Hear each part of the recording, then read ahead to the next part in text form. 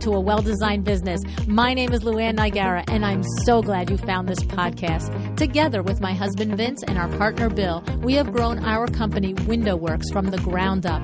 So I know and I understand the challenges you face in running your interior design business.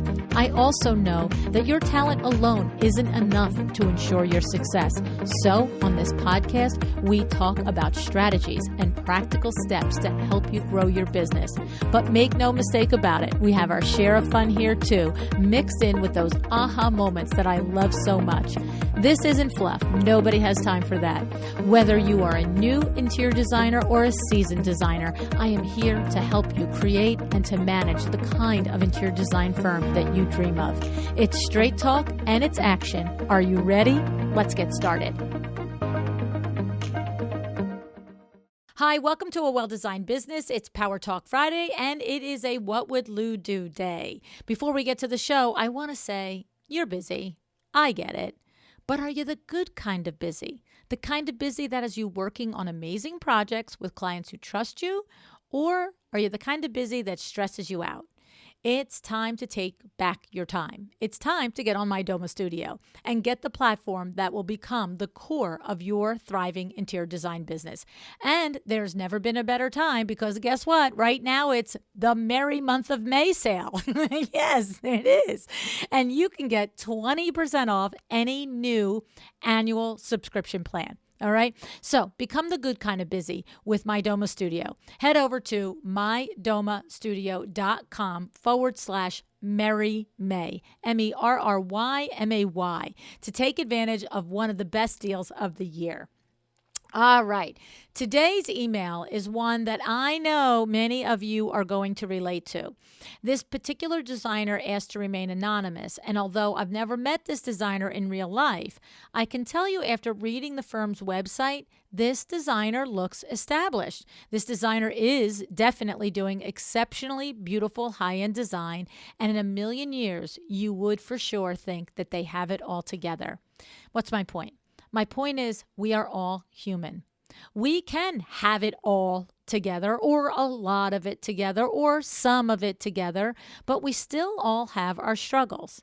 So just like we each have a superpower, we each often have the one thing that we keep misstepping on.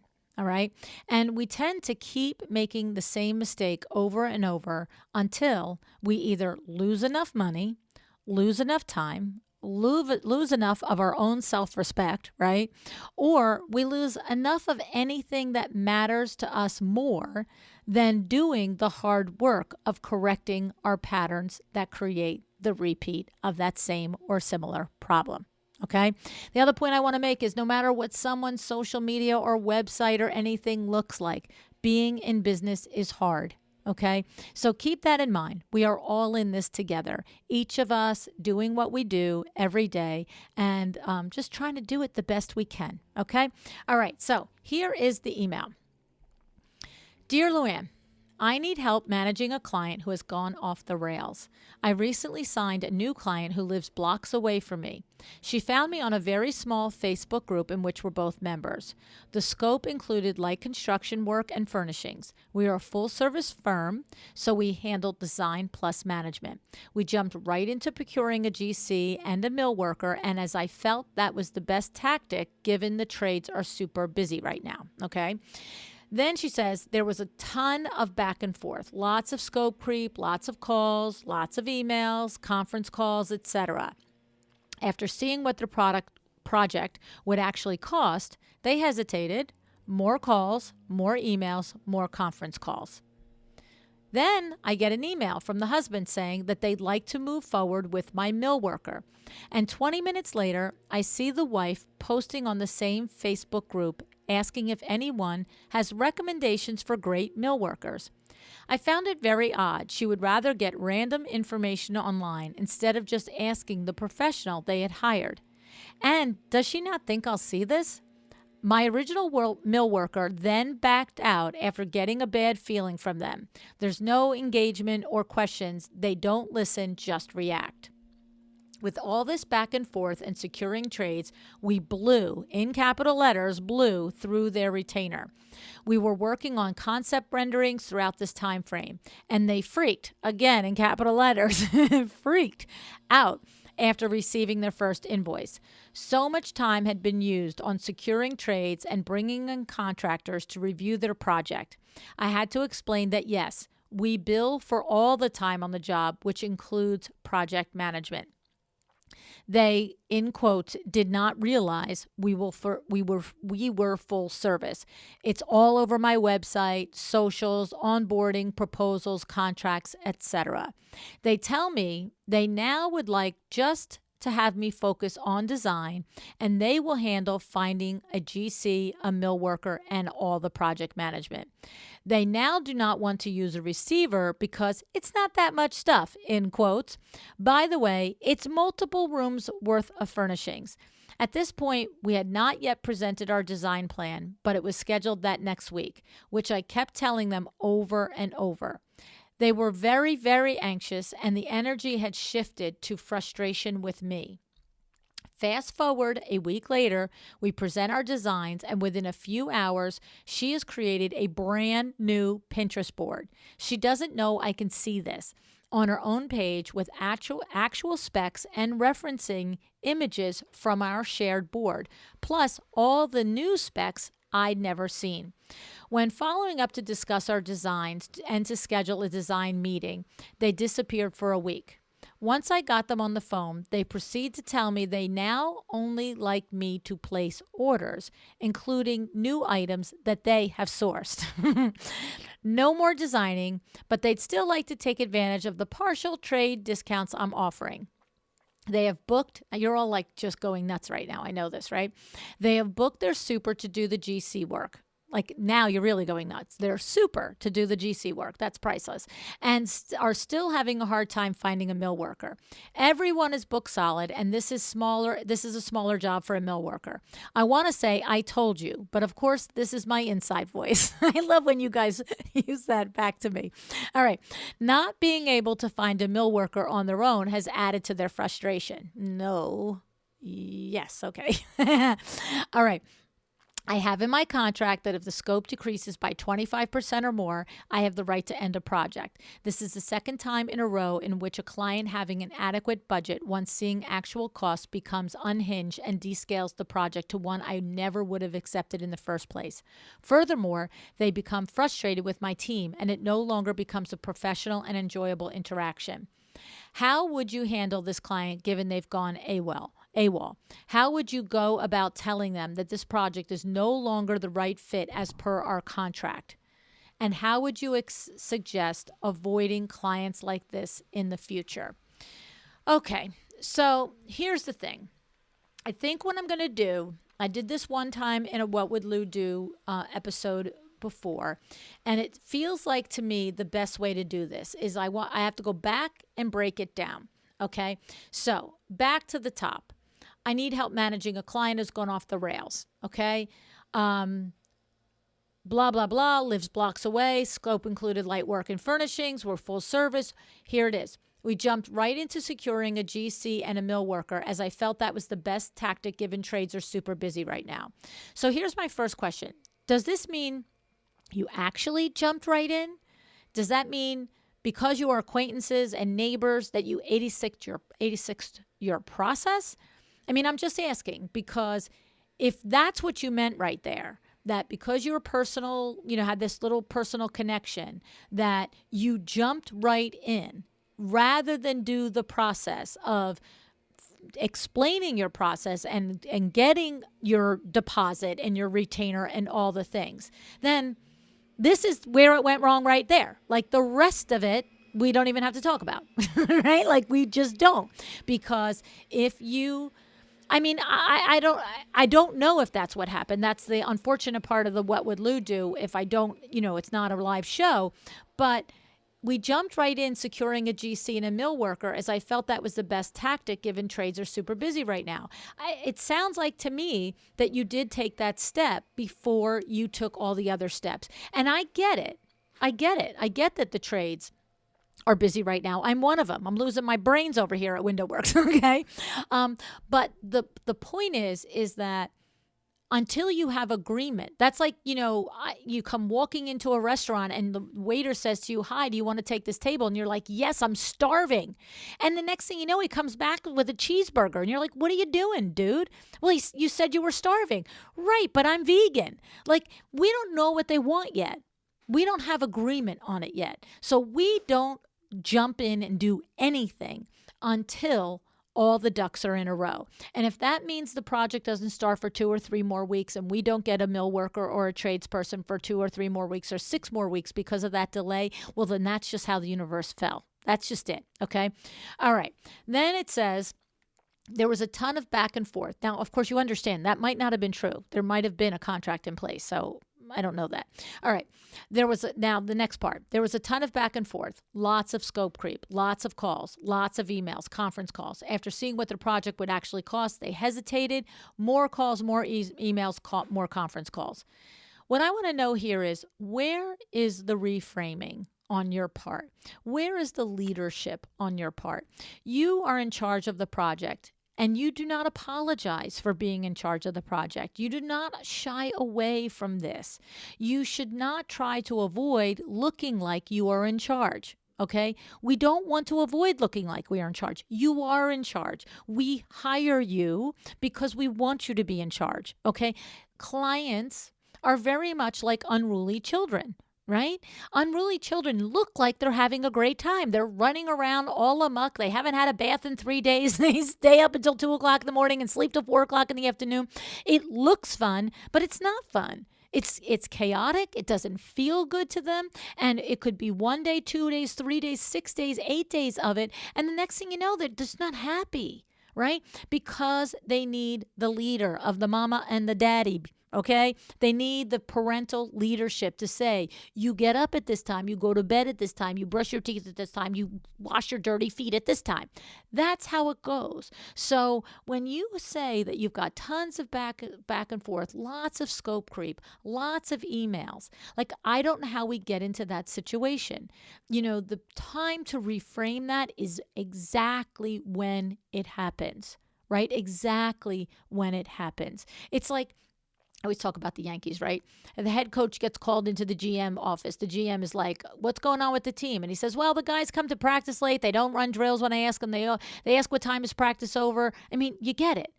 We've got, the animals running the zoo here, okay? And so you must. I don't know how scope creep gets away. I don't. I'm going to say it. I know that many, many, many, many, many, many, many, many, many, many, many, many, many, many thousands of you, legit thousands of you, fall prey to it. But you don't ever have to fall prey to it ever again. Today could be the last day. I give you permission. There's no more scope creep. It's done, right? It's just, like I say all the time, easy breezy.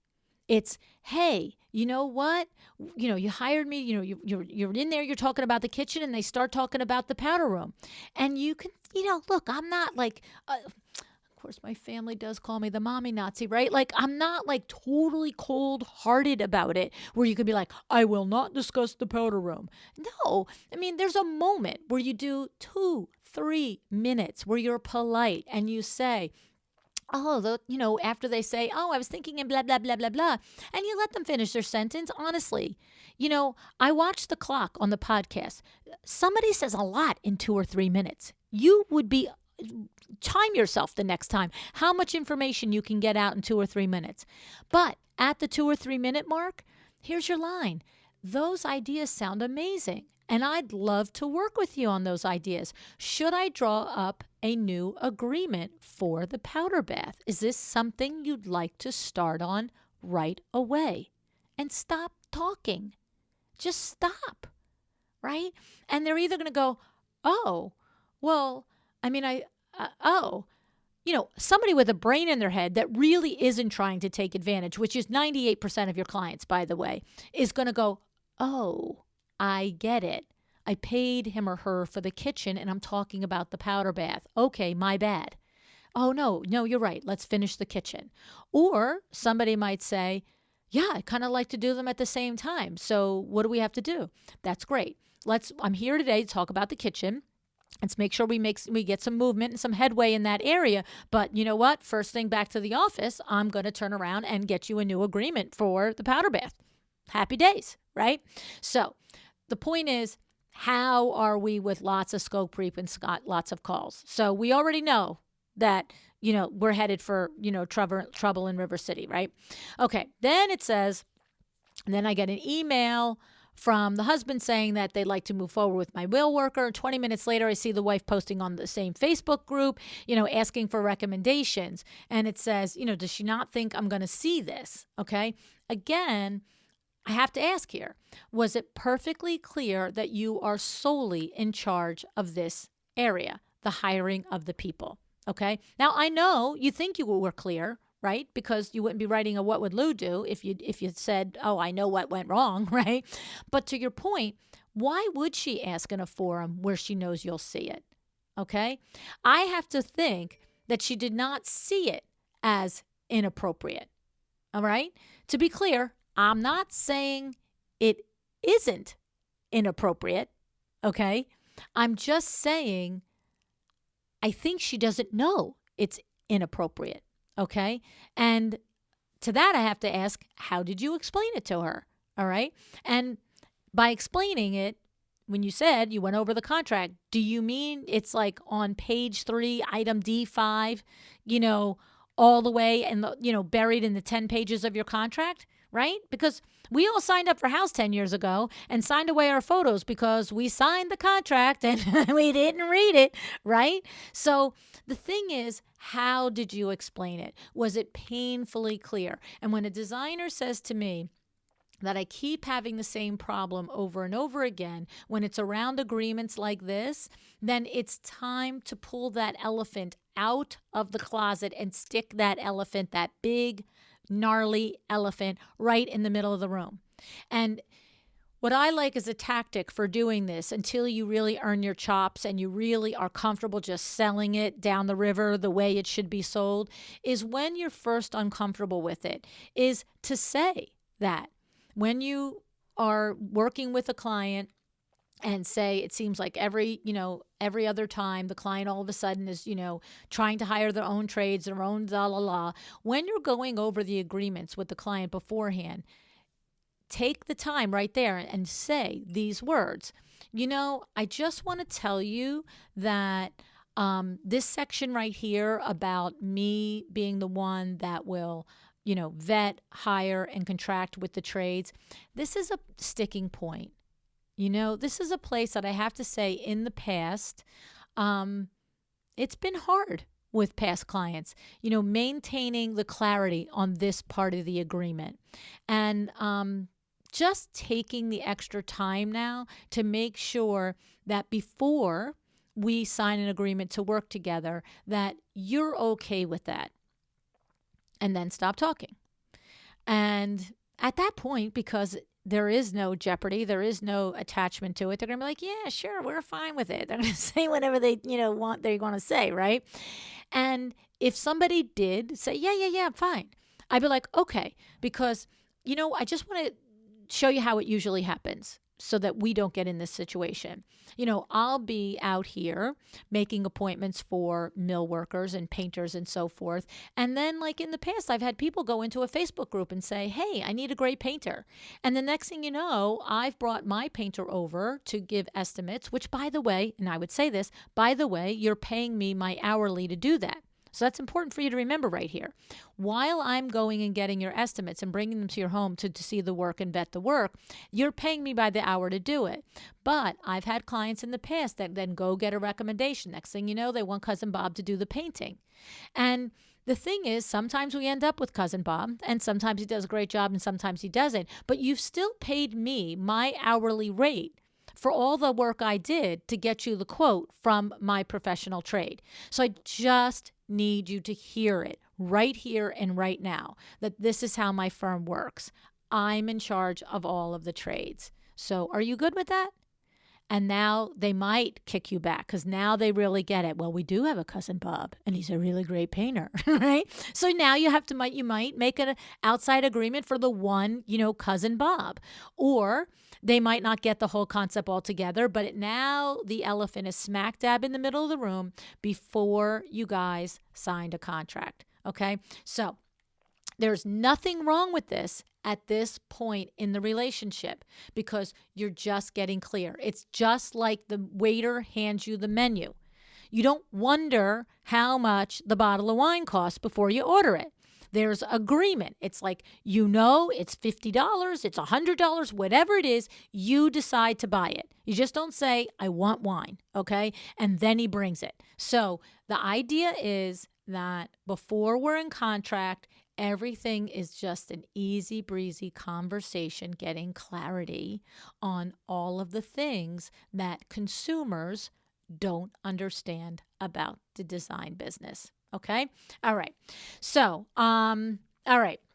The other thing I want to say about this point is when you saw this post, okay, did you call to ask nicely for an explanation? I mean, if the husband had literally just hired you, are they not talking to each other? And what I'm saying is, it's a fair question. I think you would have been perfectly in your rights to ask, especially if you asked immediately.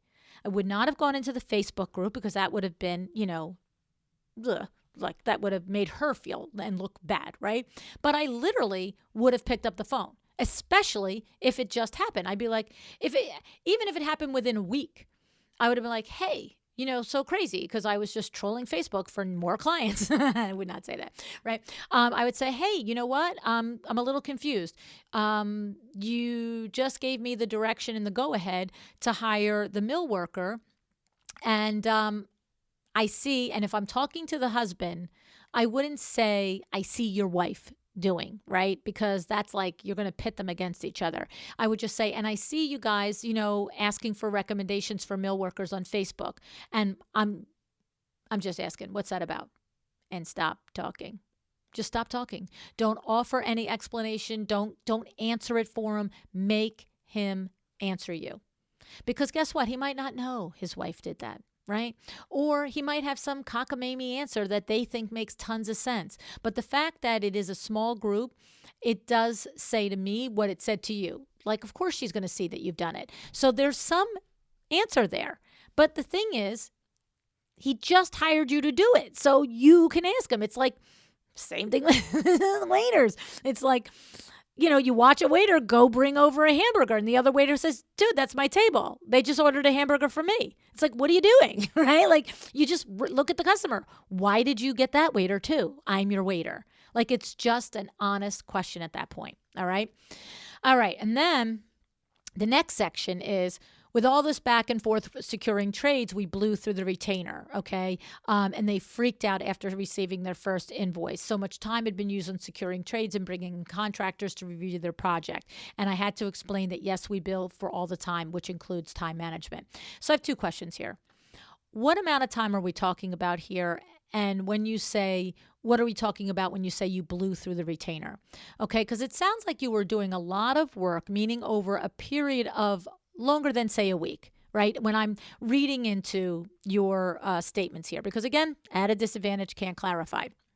So, but my point is, were you updating them as you went along? All right. So many successful designers, Laura Umansky, Sandra Funk, Sarah Brennan, they have all mentioned the weekly update email.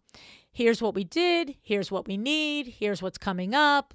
Let us know if you have any questions. You see, they can't be surprised if you haven't surprised them, right? Like, just think of it in its most simplest form. If you are advising me every week of what's happening or every 2 weeks of what's happening, how can I claim to be surprised? It's actually impossible, right? So communication. And I have to add here, we all know a project can end up requiring more time than we expected. So what I'm suggesting here, what I'm saying is I'm leaving room for, I'm making an assumption that you have estimated the number of hours for the project for the client when you go into retainer. Like you're literally saying, I think that this project will take 20 hours. I think this project will take 60 hours. I think this project will take 120 hours, whatever it is. And here's how it works. I need a retainer for the first 20, and at every 20 hours after that, I'm going to bill you and you're going to keep sending me money and blah, blah, blah, right? I'm making an assumption that that's what's happening first, okay? Now, having that assumption, I do know that projects can sometimes end up requiring more than you expected. It's the nature of the beast, right? But I have to again mention Nicole Heimer of Curio Electro here, okay? Because she is such a terrific and exact example of this situation. Both my company, LuAnn Nigara Inc., and WindowWorks have Nicole Heimer on separate permanent retainers for a set number of hours per month appropriate to each of the company's needs, okay? And here's the thing. This is going on several years now. Sometimes we're under hours. Sometimes we're over hours, a few here and there. Pretty much as long as the hours are in the normal range, we just go on. She sends us our monthly billing. We send her our checks, and life is happy, happy, okay? However, there are times like when we're ramping up for LuAnn Live or when we're adding 3 or 4 more new classes to Lu University, right? I'll get that call from Nicole, and she'll say, hey, Lu, I know you know that you've asked me to do a bunch of things lately, but I just need to say out loud, the workload looks like we're going to be above hours this month, and not by a couple, like above hours. And then she'll say, what do you want to do? Do you want to put the brakes on anything? Do you want to space it out over the next few months? Or do you want me to continue in the current month? I'm never surprised. I don't ever get an invoice from her that is, I would say, my guess is that we're always within 3 to 5 hours under or over every single month. And if we're not, we get the phone call. I just want to let you know. Okay, so it's not possible for me or Vinny to open up Nicole's invoice and say, I'm shocked. I'm so surprised. You mean you had to spend 28 hours creating landing pages for LuAnn University? That's crazy. It's like, no, she tells us about it before it happens. And then I can decide, no, I don't want to do it. Or yes, I'm a grown woman. I'm approving it. Go ahead. Okay. So the thing is that I always know where I stand. I'm always in the driver's seat. She's coming and saying, hey, this is what we agreed. You, LuAnn, are pushing the envelope. Do you knowingly want to do that? Or is there some crazy reason why you didn't realize you've called me every day this week with a new task? Right? Like, that's the truth. And we have a relationship going on, 4, 5 years at this point?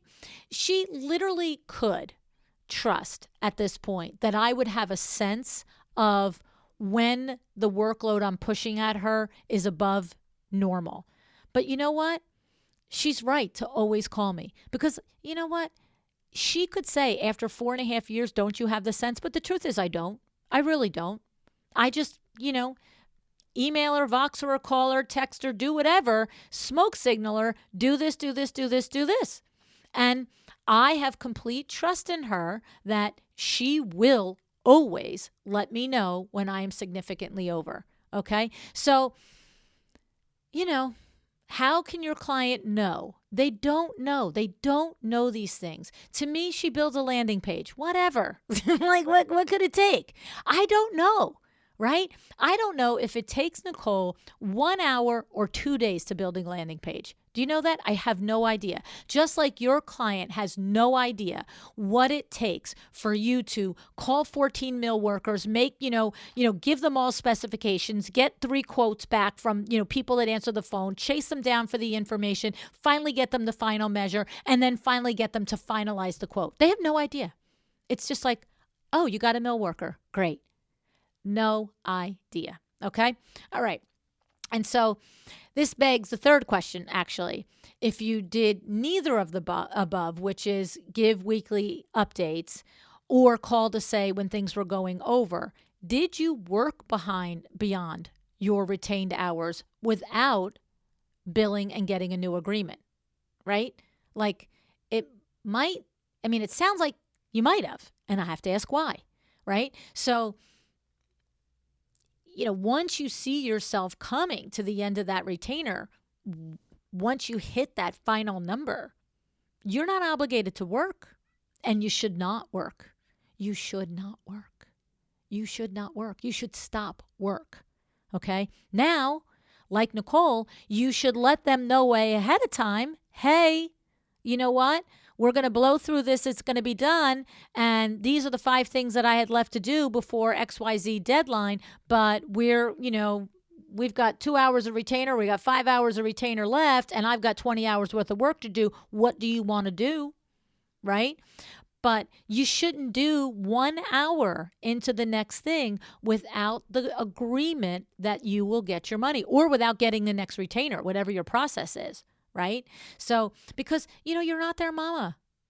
Like, you don't work for free. And if you are working for free, it's not the client's fault. Do you get that? Do you guys hear me? As soon as you work your first hour that you are not getting paid for, it's only you that could have changed that. It's only you. It's just like the kid that's running around outside, doesn't want to come in for dinner, and, pushes it to 6 o'clock, 7 o'clock, 8 o'clock. You can stand at the front door and go, come home, come home. Come home. Like, does anybody believe it? Or is it like, get in this door right now, young man? like right this second. You know what I'm saying? You have to be the leader. That's really the bottom line.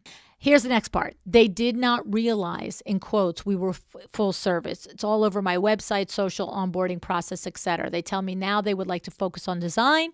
They will handle finding a GC and a mill worker. Now we're going fast forward. A week later, they've booked the super to do the work. They're still having a hard time finding a mill worker, and now we're all the way at the point where they are saying, they no longer want me to do the design or the procure or the project management. They just want me to do the orders for them. Okay. And you're saying, how would you handle this? And how would you go about telling them that this project is no longer the right fit as per our contract? Okay. How would I tell them? I would politely, not in my inside voice, but in my outside voice, restate to them the obvious, that they have actually quit you. They have actually fired you. Because you see, you don't have a shingle that says, hey, place orders for little money.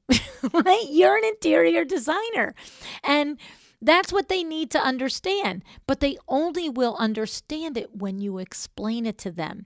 Your services are to design, procure, project manage, install, and furnish a complete project. You are not a procurement firm. You are an interior design firm. If they no longer want design and project management, they've actually just quit you, and you can let them go. See you later. Don't let the door hit you in the you know what, right? There is so much water under the bridge here that you really, I would have to talk to you in real life to really say if I think just let the ship sail out to sea and say goodbye, sayonara, and, count your, blessings, okay? However, if there's any part of you that really wants to salvage this project, the only way that you're ever going to get this back on track is if you are seasoned enough to have the hard conversation. And what I mean by that is to have it without emotion, okay? Because this will require having a direct conversation that outlines your part in the going off the rails, okay? Because I have to tell you, in all honesty, the project is off the rails because the conductor left the train. That's the truth. All right. So if you have any desire to get it on track, it's going to take that serious, you know what? I think we need to sit down. I would appreciate that we get together, possibly face to face if you're doing that, or by Zoom at the very least, and just say, we should kind of go over this, okay? And what you want to do is explain to them, I should have reframed things from the beginning. Tell them in the beginning when the scope was creeping and you really should have, roped it in, and you apologize for not doing that. I mean, in hindsight, you can see now that having those conversations about parts of the project that weren't part of what you had, between the three of us, had agreed to do was really not productive, and I should have stopped it, and I should have explained why, and I didn't. My apologies on that. And then as far as, hiring the mill worker and yada yada, and just sort of go through the different, high points of the places where this thing went south, okay? And then what you want to do is you want to go into painting the picture of why it's so valuable to be with you. Okay, so if you want to, then you would say, and here's where we're at now. Look, you've just said to me what you want to do is go to, me placing orders for products. What I need to have you understand is that what my firm is the full service design firm. And what that means is that I do the design, I do the project management, and I take care of placing all the orders. All right. And when that happens, so many benefits come to you in this. Not for nothing, but I've been around the block a couple of times, and I already have made 24 mistakes that you've not made yet. And so that doesn't mean I won't make another mistake on your project, but I'm certainly not going to make the 24 mistakes I've already made, because I've done 24 renovation projects. This is maybe your first, your second, possibly your third. You GC this project, or your super GCs this project, you are going to have mistakes that cost you money. I know this to be true. You may not accept that right now, but I know this to be true. This is my business. This is my career. This is my vocation. I know about this. I have conversations with my peers. I evaluate my past projects. And I know that when a project is run by someone with experience like myself, that it does save time and money in the end. And blah, blah, blah, blah, blah, right? So you go through all of that and you say, so if this is the service you want, I would love to begin again, to start on a new foot together where we will communicate and we will respect each other and we will create a beautiful result. However, if you are satisfied with your Pinterest boards, with the trades that you have found, and you want to do all of that yourself, then this is where we will part ways. And when they say, yeah, but we still want you to order everything, you say, oh no, I realize that you do want me to do that, but this is not one of my services. We only procure items for our design clients. We don't just order things, okay? And stop talking, all right? We don't just order things and then stop. And when they hem and haw and they say, I can't believe it. I mean, that's ridiculous. I mean, look, I mean, I don't see what the big deal is. Okay. Well, what I'm going to do at this point, me, I'm going to go into an analogy. And if I can make an analogy to one of their professions, that's where I'm going, right for the jugular, all right? And of course, if I cannot make an analogy to one of their professions, then of course I'm going to restaurants or sports, okay? So what I would say is, not knowing what their profession is right now, let's pick the sports, okay? So I would say, I really appreciate your thoughts on this. And I appreciate that it is true that I am capable of just being an order taker for you. And this right here, right there, that was deliberate on my part, just being an order taker. Because right here at this moment, I'm going to have my one little stab at my inside voice. And it's not because it makes me feel good, even though it really does. It's because they have to feel just a tiny bit of the disrespect that they are showing me in this moment, right? You in this moment. So I would say, this is after hem and haw. I don't see what the big deal is. Why can't you do it? Right? So I appreciate your thoughts on this. I appreciate that it is true. I'm capable of just being an order taker for you. But that's kind of the same as Joe Torre asking Derek Jeter to play first base instead of shortstop. He's an athlete. He could do it. He can play first base, but he was signed as a shortstop. He decided to be a shortstop. And every contract he signs every year, it is to be a shortstop. It's not whatever the Yankees want him to play. Okay? So this stresses that you are in the driver's seat. That just because you actually can sit here and, place orders, you're choosing not to, and you don't have to. Okay. And by the way, I have no idea if baseball works like that. I don't even know if, the manager could make a Yankee play a different position, but I think it works in this moment, right? And most people aren't going to know either, right? So then I would say, so you see, Mr. and Mrs. Client, I think we've come to the end of a road.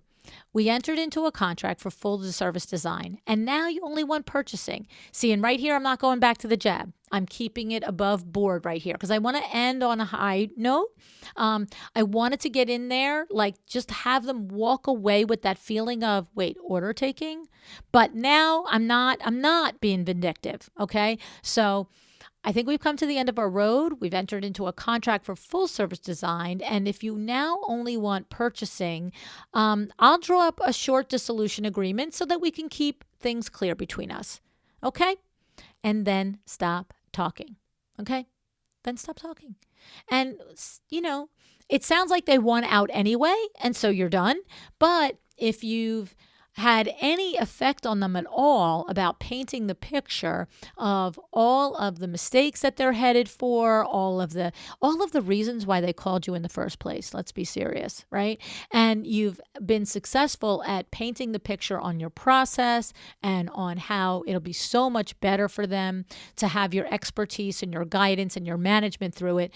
They might just back up. It could happen. It really could happen. And then to last thing, it says, I seem to be attracting this same behavior. I need to tread lightly with this one, given they were a block away from me. She's obviously active on social media. So yeah, there's no getting around that. You do need to tread lightly. So maybe some of the directness that I included, you might soften a little bit, again, just because it's the neighborhood. So you'll put a little bit more love in there, which is, never a bad thing. But I just want to address that you're saying that you seem to be attracting the same behavior. You are not attracting the same behavior. You are allowing the same behavior. Okay? You are not holding yourself or your clients accountable to the agreements that you make together, right? I mean, does that make sense? I mean, all of you, does that make sense? It's a client comes to you. We attract the ideal client. We talk about that all the time, right? But we're talking about the aesthetic. We're talking about the price point. We're talking about the demographics, okay? When we talk about behavior, this is something we teach or we allow. I say all the time to my kids, you teach people how to treat you. So when my girls were in high school and he's not calling me back and blah, blah, blah. Well, you know what? When he says he's going to call on Saturday and he doesn't call on Saturday, but he calls you on Tuesday and you take his call, it sort of says it doesn't matter that you disappointed me on Saturday because I'll take your call on Tuesday. And maybe one time doesn't say that. Maybe the first time you take the call on Tuesday to find out oh my God, his grandma was sick in the hospital and thank God you took the call on Tuesday and weren't a jerk. But we're talking about it happening every weekend, right? I would look at my girls and be like, nah, stop. I'm not on this train with you. This guy does this every single weekend. He's yeah, all the week. And on the weekend, he's, MIA. And then he comes back. No, you're on crazy train. I'm off. Okay? Because stop taking his call. Stop. Just stop. He'll either wise up or guess what? He wasn't your guy. He doesn't care about you enough to spend the weekend with you.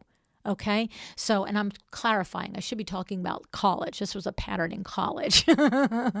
Okay.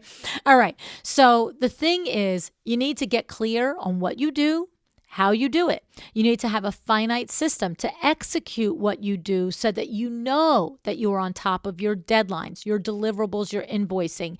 You know what you are worth.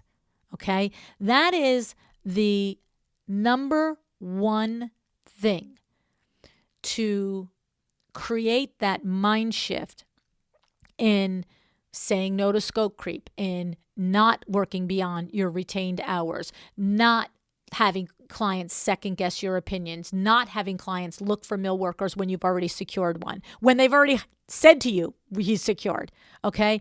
It is understanding that you have a process, and before every next step that they can even start to go AWOL off the reservation and figure out what they're going to go do themselves, it's like, oh, here's the mill worker. This is what happened. This is what happens when you say you're going ahead with my mill worker. The next step is a meeting with, like, whatever it is. The point is that it is, it's the yellow brick road. It's like if I make one turn, I know where the next turn is because you've told it to me. You don't leave me out in the wind wondering what's happening next for me to figure out and go off reservation and do some of this stuff myself. Okay.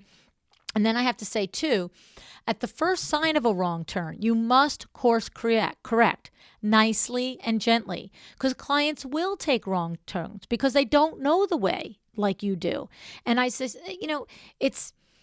I don't really believe that clients set out to be the awful things that we say they are. I really don't. I really, really, really don't. Yes, there's that 1% out there that, somebody else can have, right?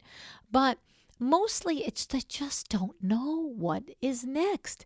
They don't know the process. And if we're not leading them through it, think about this. Think about your, going for a surgery. And you know what happens? Like, they sit you down and they're like, first, we're going to bring you in this room, and then you're going to, put your urine in a cup, and you're going to do this, and you're going to do that. And then, we're going to put you over there. And then the anesthesiologist is going to introduce himself or herself to you. And then the surgeon is going to come in, and then and then the nurse is going to take your blood pressure. And then we're going to mark, whatever leg we're doing or whatever's going on. I'm having hip surgery soon. So you think what's on my mind, right?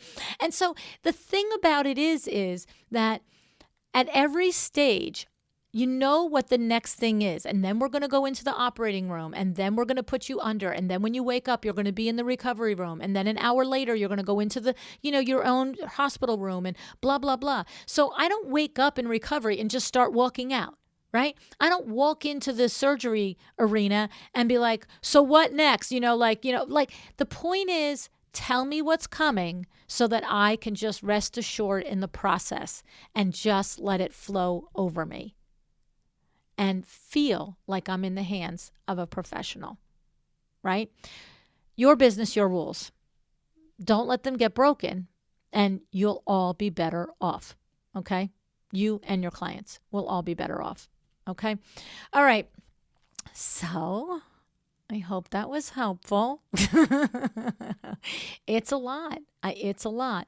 And in my experience, we do keep doing the same things over and over until we really are just so fed up and it's just so miserable that the hard work it takes to correct it doesn't seem nearly as miserable as the experience that we keep reliving.